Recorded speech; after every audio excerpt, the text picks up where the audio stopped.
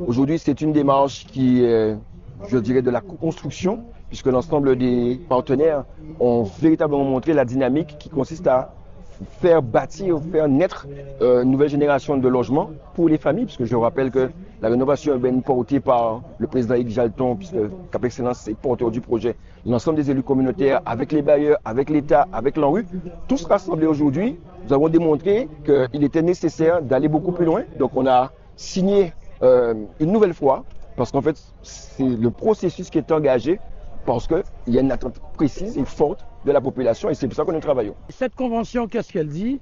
Elle dit que nous allons avoir la main, SICOA, pour pouvoir aménager cet îlot de 3 hectares et faire en sorte qu'il y ait une ville dans la ville, un village dans la ville, avec environ 280 logements.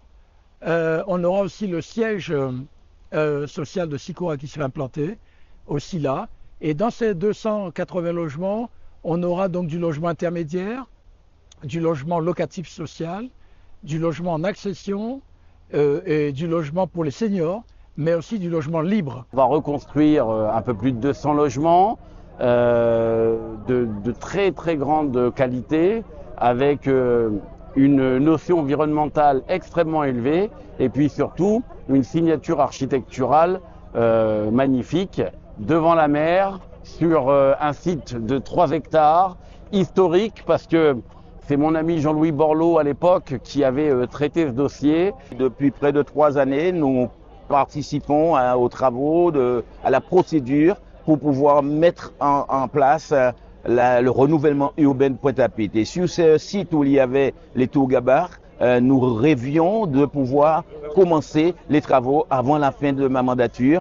Et aujourd'hui, grâce à la mobilisation de tous nos partenaires, vous avez vu qu'il y a la présidente de l'Agence nationale de rénovation urbaine, le président d'Action Logement qui est la maison mère de SICOA, toutes les personnalités, tous les dirigeants, tous les go-chaps, comme on dit, sont mobilisés à nos côtés afin de pouvoir franchir les obstacles du rigorisme administratif. Et grâce à ce qu'on a conclu aujourd'hui, eh bien, le projet va pouvoir commencer. Et avant la fin de ma mandature, les gens pourront voir concrètement que nous l'avons dit et aujourd'hui nous l'avons fait.